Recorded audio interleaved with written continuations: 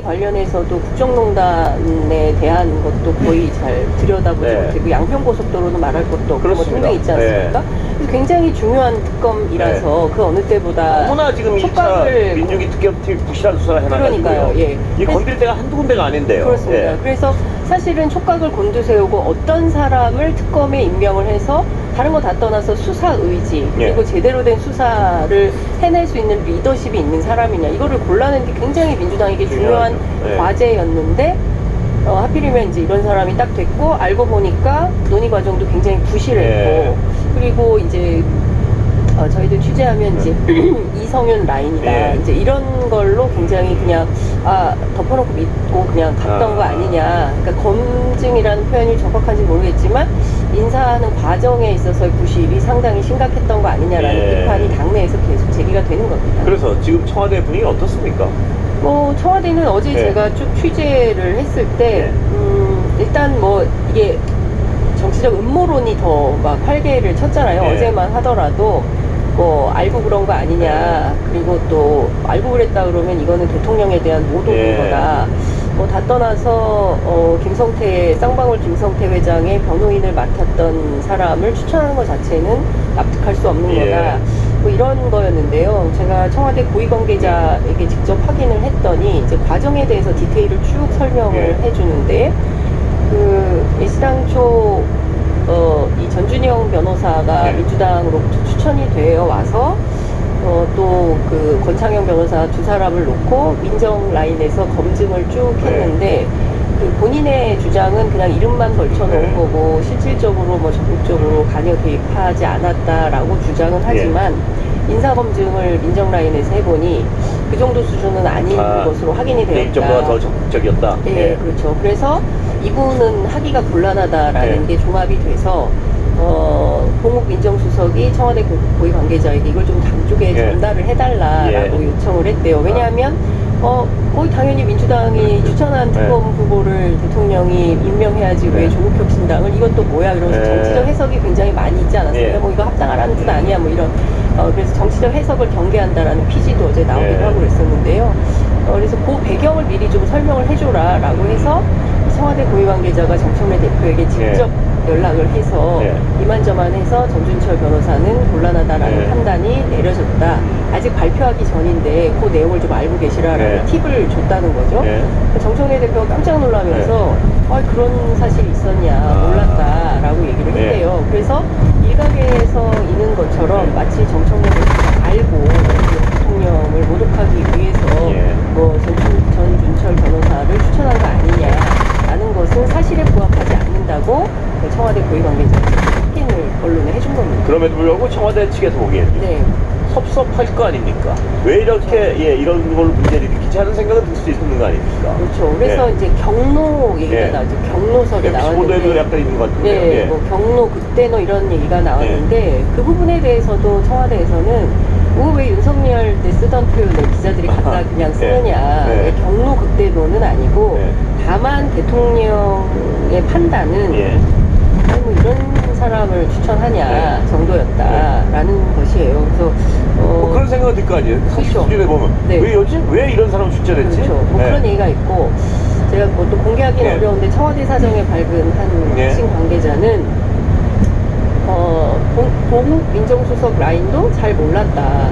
대통령이 먼저 아시고 이런 사람 특검 추천하면 어떡하냐 좀 알아보세요라고 팁을 주어서 민정 라인에서 부랴부랴 확인을 해보고 그런 내용들이 더 그래서 이 지금 매우 심각하다라는 얘기가 나오는 겁니다. 그래서 두 가지 양론이에요. 그러니까 하나는 지금 그러니까 양쪽을 다 들여다본다 하더라도 이건 좀 문제가 있다라는 결론에 이르게 되는 거죠. 어제 그 고위 당정협의회 분위기 어땠습니까? 뭐 언론에 다 보도된 것처럼 김민석 총리, 강훈식 비서실장이 이제 정청래 대표 면전에서 조금 더 좀 적극적으로 일을 잘 하기를 당부했다 이렇게 볼 수 있을 것 같은데요. 직설에 가깝던데요. 그렇죠. 직설법을 써서 사실 각을 좀 세우는 걸로 언론들이 많이 보도를 하고 있는데요.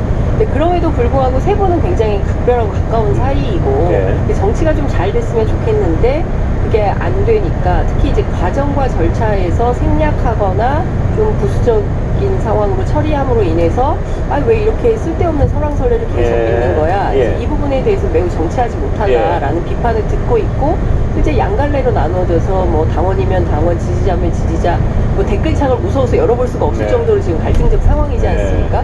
근데 그렇게 가는 것에 대해서는 상당히 경계심을 가지고 있고, 어떻게든 지금 상황에서는 수습을 해야 되는 거죠. 예. 특히 청와대가 가장 예민하게 보는 것은 이번 주 안에 합당 문제를 해결하지 못한다면 이게 설 밥상으로 올라가는 거거든요. 설 밥상에 코스피 5천도 올라가야 되고, 부동산 이슈도 그렇죠. 올라가야 되고, 네. 검찰 개혁, 사법 개혁, 뭐 수많은 개혁, 그다음에 뭐 대미 통상 관련된 거 이게 올라가야 되는, 여기에 떡하니 합당과 분열 문제가 올라가면 네. 이거는 매우 곤란한 거다라고 판단을 하고 있어요. 그래서 제가 알기로는 날짜를 특정해서 네. 언제까지는 정리하시오라는 부탁을 한 걸로 알고 그래요? 있습니다. 예, 그런데 이제 그 날짜에 맞게 할지는 모르겠으나 어쨌든 내일 네. 더불어민주당의 네. 의총이 있고요. 그래서 의총을 통해서 아마도 결정될 대략의 내용은 6월 지방선거 전에 이후에? 통합은 어려울 것 같고, 네. 8월에 전당대회가 있잖아요. 네, 그래서 전당대회 8월 끝나고? 전당대회 때 합당 논의를 하는 것으로 네. 이렇게 결론이 나지 않겠냐라는 전망이 있는데, 그 부분까지도 합의에 이르는 것은 아니고 네. 일단 지방선거 이전에는 못한다. 네. 합당 불가. 이렇게 될 걸로 전망이 됩니다. 근데 장 기자도 조금 전 설명했지만요. 네. 지금 굉장히 시급한 과제들이 많은 상황 아니겠습니까? 네. 그리고 또 청와대 어떤 여러 가지 행보는 굉장히 국민적 공감을 얻고 있고요. 네. 지지율도 높고. 그런데 이런 상황에서 지지자들을 분열시키는 상황이 지금 그렇죠. 벌어지고 있단 말입니다. 네. 그러면 이유에 어쨌건 네. 여러 가지 이유에 어쨌건 지도부의 어떤 책임론이 일 수밖에 없는 거 아닌가요? 어떻습니까? 그렇죠. 지금 뭐 네. 댓글창에 들어가 보면 네. 막 어마어마하게 이제 뭐 사퇴론 같은 게 이제 그래요? 올라오고 있고, 그렇군요. 예. 딱 뭐 누구를 정해서 뭐 퇴출하자 이런 예. 캠페인도 이제 벌이고 있어요, 댓글창에서는. 근데 반대로 네. 지금 엄중한 그 지방선거, 사실은 이 지방선거가 이재명 대통령한테 굉장히 중요합니다. 중요하겠죠. 왜냐하면 네. 1주년에 대한 평가의 네. 의미와 성격을 갖고 있기 때문에 어떻게 됐든 민주당이 대승 전략을 세우는 게 맞아요. 이제 그런 네. 차원에서 정청래 대표가 합당을 제안했는데, 내부 취재를 해보면 이렇게까지 거세게 반발을 할 줄은 몰랐다. 좀 당황하고 있고. 예, 많이 당황했습니다. 예. 그래서 이렇게까지 반발이 클 거라고는 솔직히 예상을 못했다라는 얘기가 정청래 대표 측근으로부터 워딩으로 확인이 좀 되고 있기도 하고 그렇고요. 예. 근데 이제 설령 그렇다 하더라도 말씀 주신 대로 지금 지지자 간에 극렬하게 막 반대가 하고 막 갑론을박하고 감정적으로 예. 가는 것은 몇 가지로 좀 나눠봐야 될 것 네. 같은데요. 일단 앞서 말씀드린 대로 이건 제 얘기가 아니라 네. 민주당 한 중진 얘기인데, 예. 이번 합당은 당권 투쟁 결합형 상품이다. 네. 그러니까 무슨 얘기냐면, 각 후보들이 있잖아요. 네. 그 후보마다 지지 세력들이 있지 않습니까? 그게 쫙 결집을 해 있다는 거예요. 그렇기 때문에 그 사람들끼리 갈등을 하고 있어서 네. 쉽지 않다. 네. 그러니까 아까 말씀드렸던 것처럼 포스트 이재명이 누가 될 거냐를 네. 두고 대통령 임기 8개월 만에 네. 전쟁 아닌 전쟁을 치르는 양상이 돼버렸기 때문에 대단히 심각한 상황이다. 예. 그리고 다 떠나서 지금 임기 8개월에 이러면 이거 네. 어쩌자는 거냐. 네. 그 지적은 일리가 있어요, 분명히. 대통령이 네. 매우 외롭다. 네. 제가 지난주에 청와대 네. 한 고위 참모하고 저녁을 먹었는데 네. 울더라고요.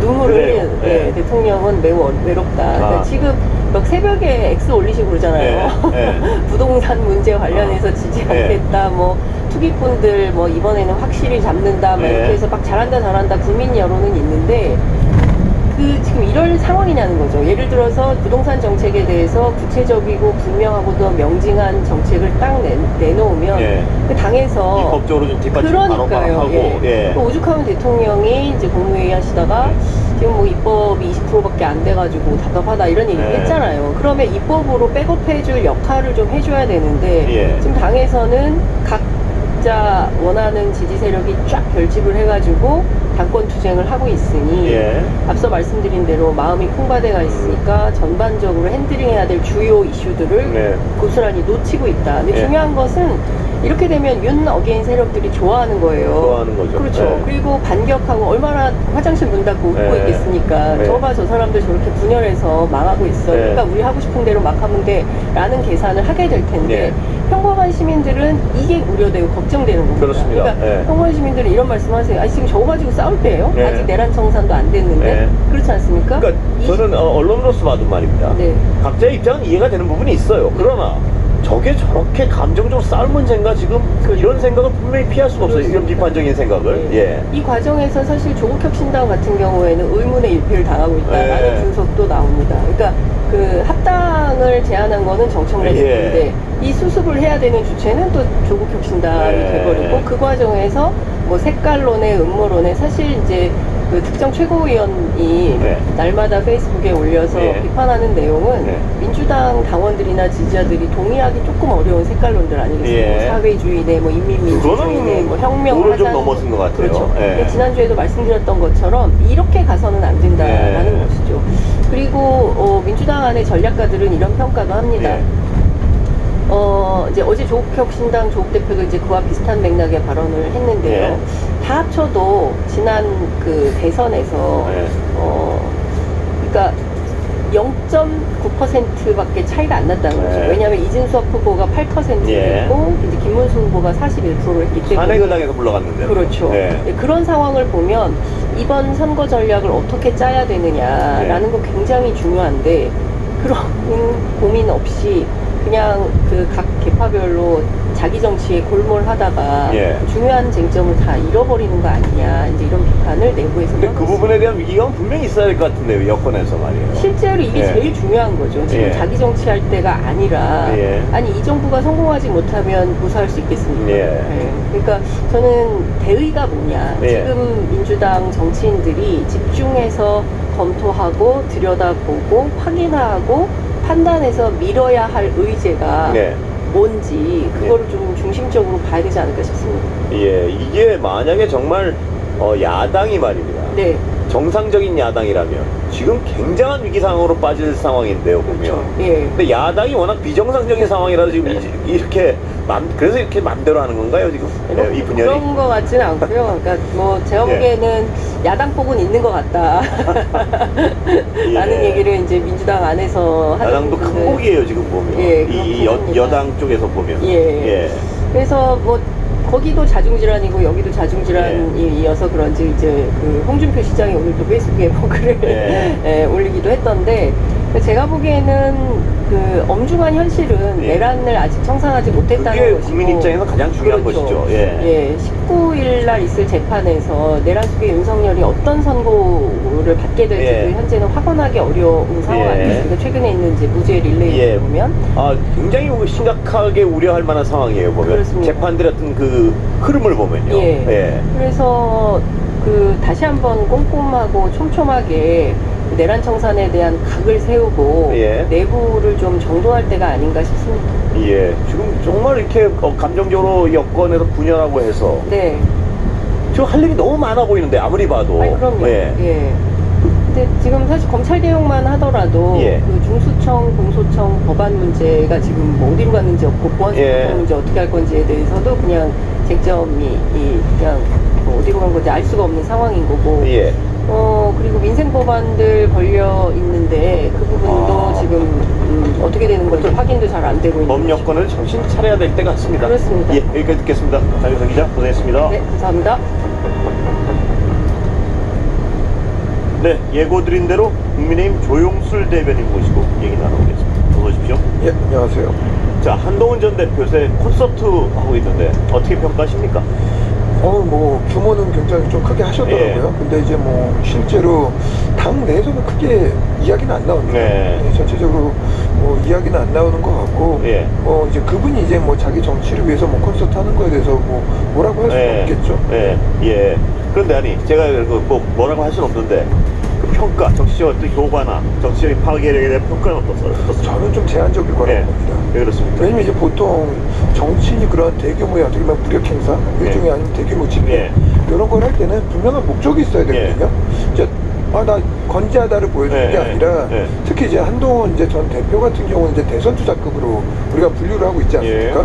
그렇다면 이제 하다못해 나가서 좀 자유대한민국에 대한 가치를 이야기한다던가 아니면 뭐 시장 경제를 이야기한다던가 아니면 뭐 복지국가를 얘기하든 뭐든 그러한 이제 대한민국이 나가야 될 방향과 그런 그 이념을 갖다가 기본적으로 깔아놓고 시작을 해야 되는데 나 건재하다라는 메시지만으로는 이게 보편적인 국민들을 감동시키는데 제한적이지 않을까라는 생각이 듭니다. 불운한 피해자로서의 뭐 어떤 그건 뭐 그동안 이제 실제로 징계 과정에 있어서 충분히 그런 설명도 많이 하셨고 억울함도 많이 호소했기 때문에 그거에 대해서는 새로운 메시지가 아니지 않습니까?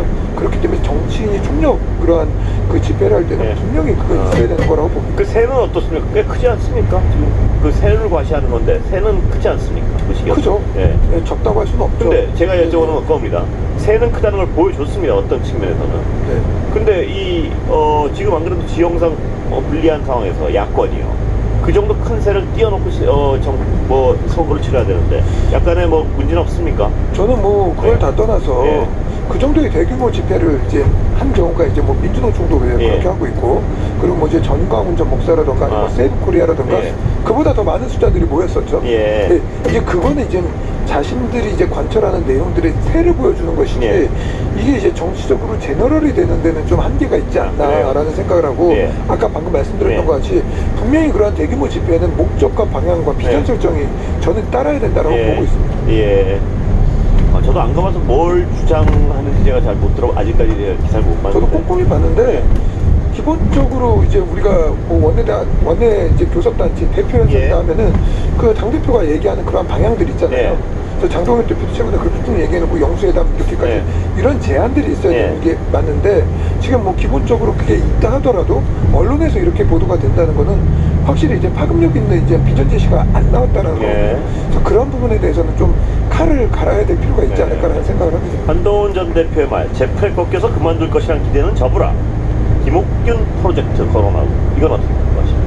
그러니까 방금 말씀드렸던 건데 이제 억울함으로 호소하신 건데 그거는 억울함으로 하셨다면은 그걸 뭐 가처분으로 다툰다던가 재심으로 다툰다던가 아니면 어떠한 이러한 과정들에 대한 구체적인 이야기가 있어야 되는데 이건 지지자들한테 어떻게 보면은 강건한 모습을 보여준 거기 때문에 그 정도에 있어서 의미가 있다라고 보고 있고 앞으로의 토크 콘서트를 어떻게 할지 모르겠지만 그런 것들을 한다고 할 때는 그 다음에 자신의 정치적 비전이 분명히 있어야 됩니다. 친한계의 어떤 세력화, 그 다음에 뭐 친한계의 비전은 뭐라고 평가하십니까?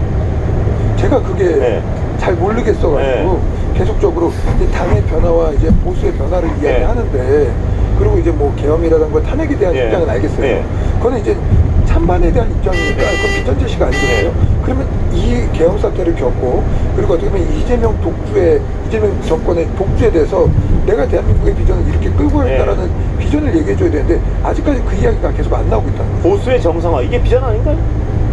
어떻게 정상화? 아니 그러니까 예를 들면 지금 한동훈 대표가 보기에는요 현재 당은 어떤 윤석열 씨와의 절연도 잘 안 되고 있고 또 윤호개인 세력도 다 껴안고 그 가치도 껴안고 있고 이런 상태에서 보수가 정상화 되려면 달라져야 된다. 이런 나 같은 한동훈 씨 입장에서의 얘기입니다. 나 같은 어떤 합리적 보수주의자는 다 잘라내고 이런 상황은 비정상적 상황이다. 그렇기 때문에 정상화돼야 된다. 뭐 이런 주장 같은데요, 비전이. 그럼 그걸 당 안에서 열심히 투쟁을 했었어야 됐죠. 제명이 되기 전에도. 그러니까 어떻게 보면 이제 논란의 여지가 아니라 계속적인 정책 메시지를 냈어야 되는데 논란의 중심으로 빠져버린 거잖아요. 이제 징계 논란의 중심으로 빠져버려서 본인이 그 말씀을 하셨던 게 많이 가려졌다라는 생각이 들고 있고 그리고 정치는 어떻게든지 그 와중에 이제 자신의 설득하는 과정들이 소위 말하는 당원들 그리고 보수의 지지자들한테 공감대를 형성하는 게 자신의 역량인 거잖아요. 그건 누가 만들어줄 수 있는 게 아니기 때문에 그런 부분에 있어서는 확실히 제한적이었던 것 같아요. 그러다 보니까 이 징계 논란에 있어서도 많은 당원들이 그 한동훈 전 대표의 그 징계 부분에 있어서 동조, 이제 한동훈 전 대표의 입장을 동조하진 않았던 것 같습니다. 그래요? 자, 무소속 출마 가능성 어떻게 봅니까? 저는 높지 않다고 봅니다. 그래요? 그리고 뭐 제가 이제 뭐 감히 조언을 한다면 그리고 만약에 제가 이제 한동훈 전 대표의 측근이라고 하면 저는 절대 말렸을 거라고 봅니다. 왜요? 왜냐면 이제 정치인이 이제 다시 돌아오는 게 선거를 통해서 돌아오는 거거든요. 근데 이제 한동훈 전 대표 같은 경우는 어떻게 보면은 힘없이 달려왔습니다. 우리가 이제 기억을 할 거예요. 비대위원장 끝나고 나서 좀 쉬셔라. 이게 전체적인 이제 보수 언론부터 이제 보수의 주요 인사들이 다 했던 말이었는데 힘없이 계속 달려오다 보니까 그리고 또 지금 이 상황에서 이제 출마를 강하게 해가지고 이거 얻어서 이제 자신이 돌아올 수 있는 목적과 그리고 확실한 성공 가능성도 없는 상황에서 무조건적으로 던지고 나가고 자신의 에너지를 소모하는 것은 네. 본인의 정치를 위해서도 크게 저는 도움이 안 예를 된다고 들어서 대구 어디 자리가 나오면요. 그럼 가능성도 충분한 거 아닌가요? 글쎄요. 아, 대구의 정서는 제가 알고 있기로 그렇지 않은 걸로 알고 있는데 그래요? 이게 이제 뭐 여기서 여론조사 숫자를 얘기하면 예, 안 하지 되니까 마시고, 전체적인 이제 분위기는 예. 당원들의 상당수는 네. 특히 이제 대구라는 그 공간에 있어서 조금 더 이제 어떻게 보면 이제 강성 네. 지지층이라든가 아니면 그 소위 말하는 정통 보수가 네. 많은 곳에서는 한동훈 전 대표가 조금 더 어필이 덜 되는 것 같습니다. 아, 그래요? 그런데 저도 이제 여론조사 수치는 말씀 안 드리겠지만 그런 데서는 야 지금 장동현 대표 체제가 이거 절로 가도 되나? 또 너무하는 거 아니야? 이런 정서 꽤 있다고 들었는데요. 그런 정서가 있는 네. 것과 이제 한동훈 네. 전 대표를 갖다 전폭적으로 지지하는 건 네. 다른 문제인 거죠. 대안은 될 수 있는 거 아닌가요? 어떻습니까? 그건 대안이 아니라 네. 어떻게 보면 이제 대체제로 국민의힘 입장에서 네. 볼 때는 한동훈 전 대표가 어쨌든 이 당의 본류에서 벗어나고 싶지 않다. 네. 그리고 벗어나지 않겠다라고 선언한 토크 콘서트 아닙니까? 네. 그러면은 이제 한동훈 전 대표가 나와가지고 예를 들어 이제 표가 분산이 돼서 네. 그냥 말 그대로 민주당 좋은 일만 시키게 될 경우에는 오히려 복귀가 더더욱 어려워지게 되는 상황이기 때문에 네. 본인이 이제 그 부분에 대해서 충분히 이제 고려를 할 거라고 보고 있고, 그리고 한동훈 전 대표 주변에 있는 분들하고 이제 제가 대화를 해볼 때도 말리는 분들이 더 많았었습니다. 예. 유영수 대변인 참모라면 어떻게 조언하겠습니까? 정책 미래에 대해서. 전 좀 쉬셔야 된다고 봅니다. 예를 들어서 우리가 이제 지난 대선자들을 볼 때 네. 김대중 전 대통령 이야기를 하겠습니다. 지금 국내인 쪽 이야기를 일부러 안 하겠습니다. 김대중 전 대통령이 과거에 정치적으로 위기에 빠졌을 때 전 세계를 다 돌아다녔어요. 제 기억이 납니다. 어렸을 때 기억인데 마이클 잭슨도 내 친구나 뭐다 하면서 막 전 세계를 돌아다녔거든요. 그러한 어떻게 보면 국제 정치, 국제사회에 어필할 수 있는 정치인으로서의 행보를 했거든요. 한동훈 전 대표가 지금 해야 될 것은 쉼이고 그리고 그걸 통해서 자신의 정치적 비전을